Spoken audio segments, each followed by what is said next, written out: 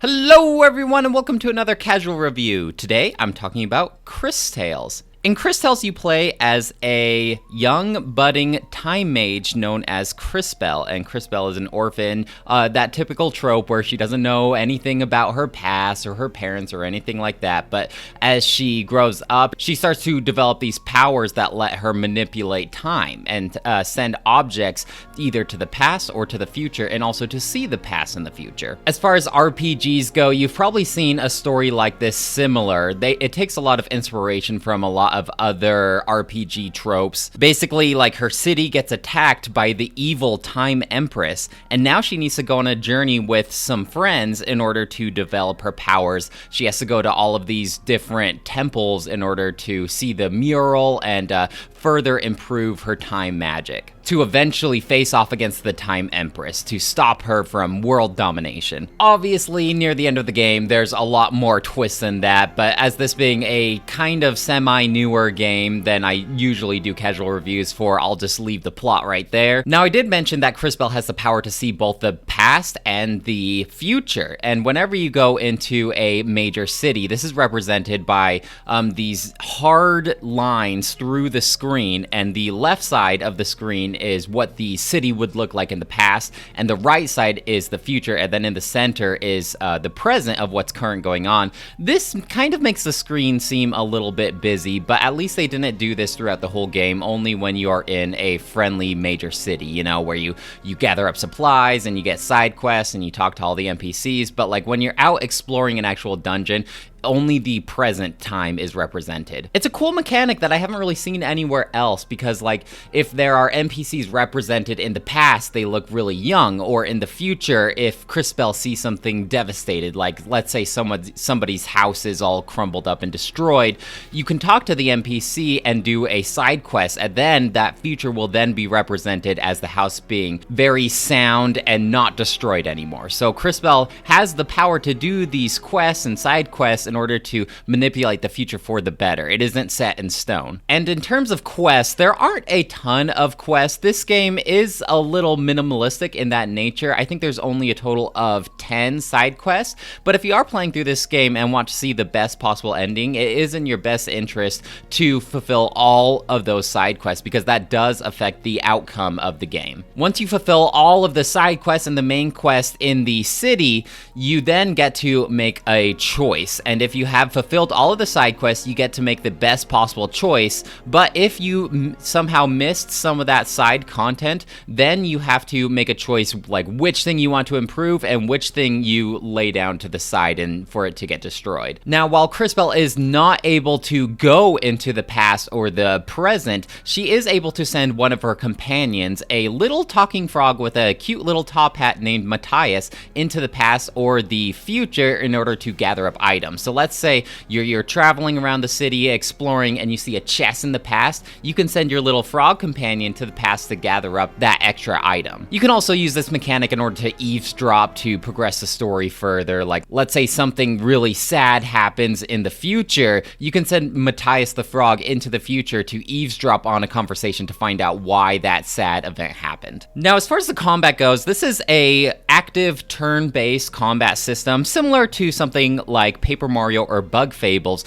where you have to press the A button at the right timing in order to get a bonus effect. So if you are attacking, you press A right when you are attacking and you'll get to initiate a double attack, or if you are getting attacked, you have to defend to minimize the damage received. I feel like this works a lot better in those two games, Paper Mario and Bug Fables, compared to this one, because not all of the attack animations make contact with the enemy or yourself, if that makes any sense. A lot of the attacks are more like something like Pokemon, where the Pokemon just shakes and then it will do damage to the enemy. So it's a little more difficult to get the timing down, because in some cases when you are doing the attack animation, it just doesn't make contact. So you're not like really sure when to press that A button to get that bonus damage. And some moves don't have any additional effects and you just have to take the extra damage or not deal additional damage. And it's not very clear which abilities utilize this active time button press. One cool thing about the combat in this game that I haven't really seen in any other game is you have the ability to attack in each direction, both the left and the right. In a lot of games that I have played like this, the enemies are on one side and you're on the other side, and you just take turns battling.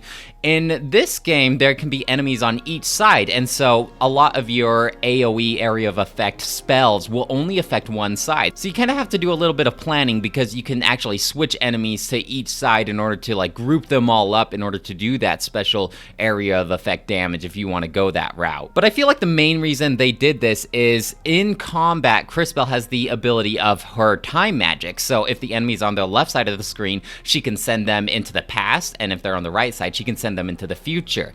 And this mechanic is far underutilized. I think only one time in this game you're required to use it, and it is at the very beginning, where you are facing off against a boss with a giant shield. So you have to make the shield wet with the water spell, and then you have to progress the shield into the future so it gets all rusty so you can actually penetrate the shield. And that is the only case that comes to mind where this time mechanic in combat is actually utilized. In every other combat sequence, you don't have to do this time manipulation at all. Now, mechanically, if you wanted to go through the whole hassle, you can technically do things like poison an enemy, progress them into the future, and then all that poison damage will have been accumulated. But I felt like using just a regular offensive spell like a fireball or a water missile would do just as much damage, and it only took one turn compared to poisoning an enemy and then progressing them into the future. And some of the enemy's stats might be manipulated a little bit when you send them into the past or the future, but like I said, I never even bothered wasting a turn doing this. I just always fought the enemy at the present time. As far as the combat goes, I felt like it was pretty easy, save for one or two difficult bosses that I just felt like were built unfairly so. But I never really felt the need to have to go around and grind random enemies to level up in order to finally beat like a difficult boss or anything like that. Usually there was just some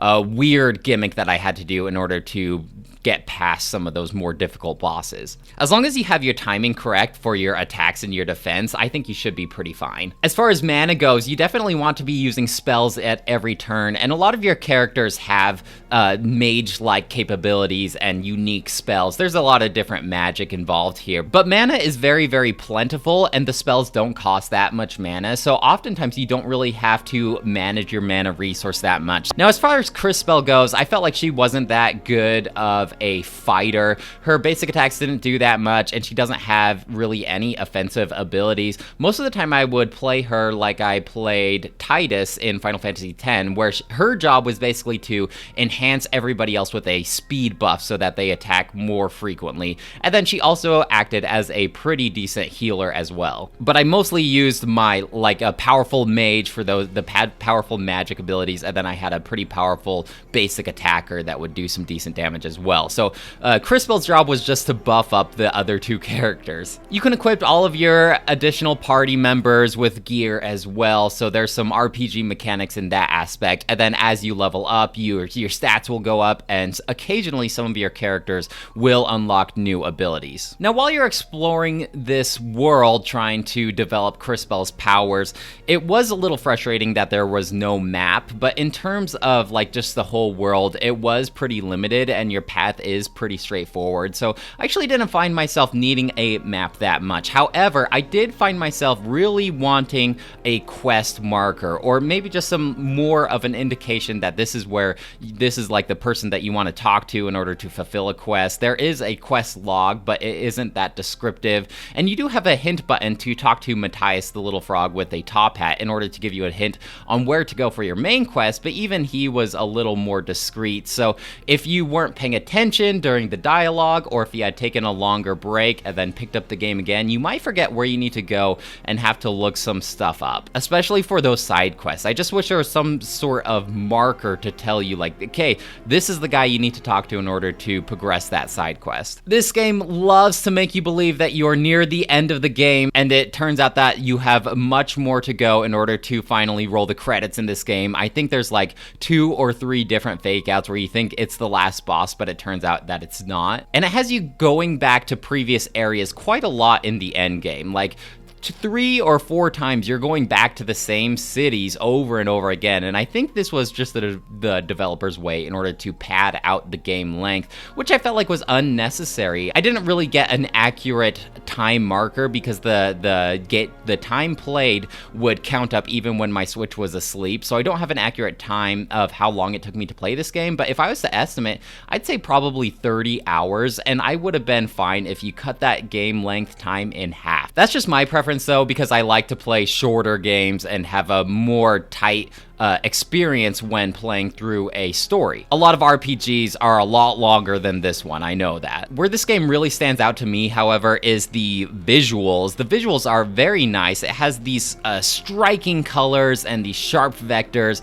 It kind of reminds me of the game Gris. I do think that Gris is a better looking game, but just as far as the art direction they took here, I actually really like the art direction. And the game itself just has a lot of charm to it, just aside from the bright colors and visuals, I think that the characters themselves are very likable, and I think that the voice actors did a great job for all of the characters, even the NPCs. Everything is voice acted, and I do think it is really well done, and I found myself getting attached to all of the characters and invested in Cris Tales' adventure. And that's the sign of a really good RPG in my mind, because I play these games mainly for the story. I do like the character design themselves too, though. All the characters just look so glamorous, and I feel like there's a lot more female representation in this game compared to a lot of my other video games that are mostly male dominated. In this game, I want to say at least 60% of the characters are female, and a lot of them are major characters in the story,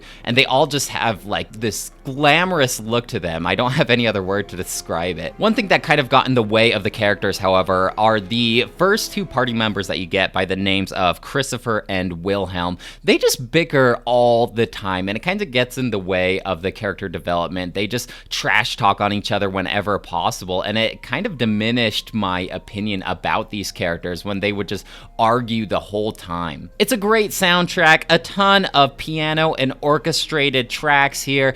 Definitely something that I will be listening to in the future on its own. Just a wonderful soundtrack. So this is all sounding well and good. It sounds like a game right up my alley. Good visuals, good characters, pretty good story. However, where this game falls apart is it isn't that optimized for the Switch. Now, I'm not sure how this game runs on the PC or other consoles, but as far as the Switch goes, this game is really buggy. And at the time of this recording, this game actually had a patch that seemed to have addressed some of those problems. However, I feel like this game is still a long ways away from being perfect on the Nintendo Switch. It can stutter sometimes, and you can visually see these FPS drops. The game definitely has crashes where it just completely kicks me out of the game, and other times it'll be soft locked where I can pause the game and exit out into the main menu, but I can't tell my characters to do anything, and this would often happen during combat scenes. So because of these very frequent crashes, it's probably in your best interest to save as often as possible, because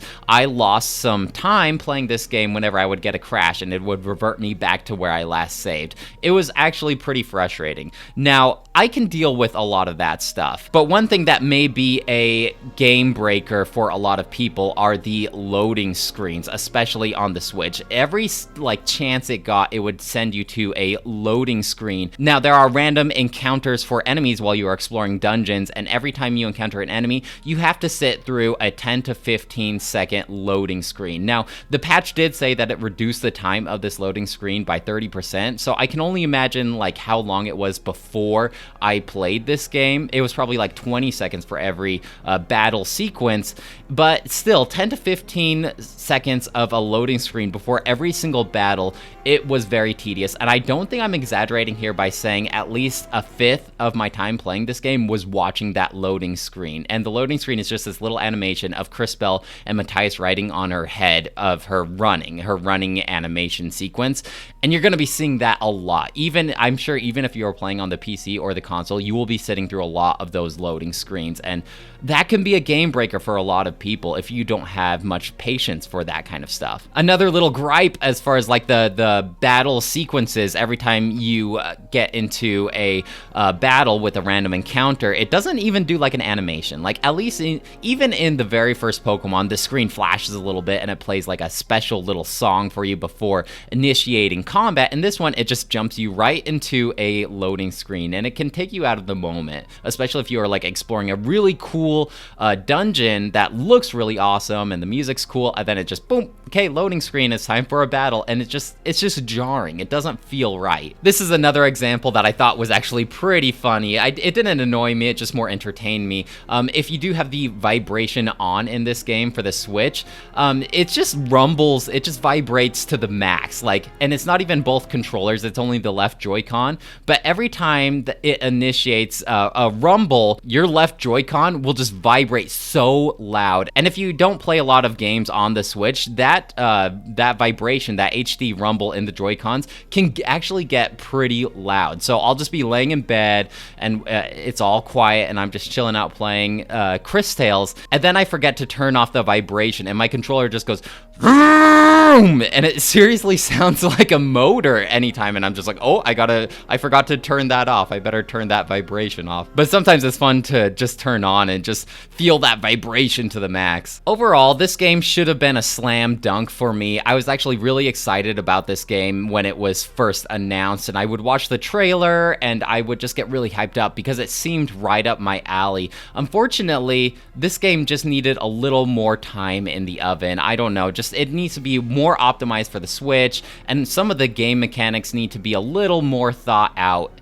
It could have been a 5 out of 5 game, but it just felt rushed and a little bit clunky. So for me personally, I will have to give this game, in the state it is now, a 3 out of 5. Still a good game, still a good experience, and I still had fun playing it through it, but there are a lot of things that you just had to push through. Well guys, that's it for me. Let me know if you have any questions or comments about Cris Tales, and I'd love to hear what you have to say. Otherwise, I'll talk to you later. Bye!